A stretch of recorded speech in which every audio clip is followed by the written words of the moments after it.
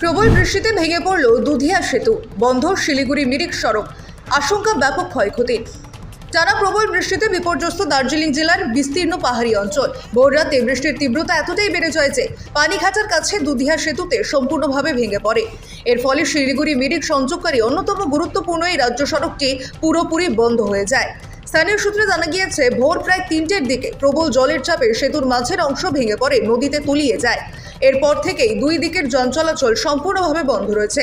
জরুরি পরিষেবা ও সাধারণ মানুষ উভয় বিপাকে পড়েছে। When people are dying in North Bengal, especially Darjeeling, Kalimpong, Karshiang, Mirik, Dudhia, and as well as Alipurduar, Kuch Bihar, Jalpaiguri, our Chief Minister is enjoying Red Road Carnival.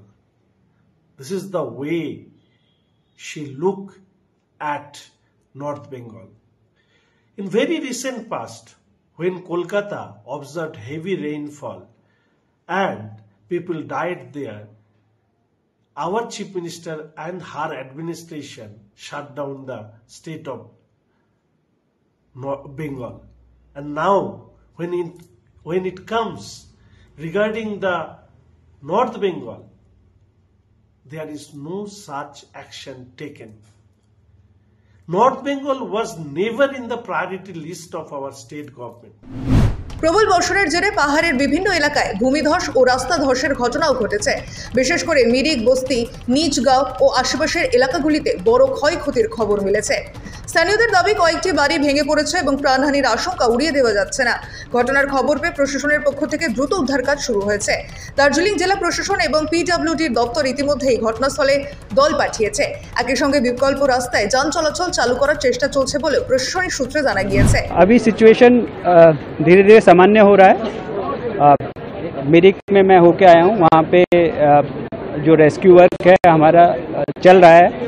सुबह SDR और NDRF की 2 टीमें वहाँ पे इस काम में लगाई गई थी। तो अभी जो खबर है कि 2 बजे तक हम लोग पूरा रेस्क्यू वर्क कर लिए थे। वहाँ पे किसी भी आदमी की मिसिंग होने की या मलबे में दबे रहने की खबर नहीं है।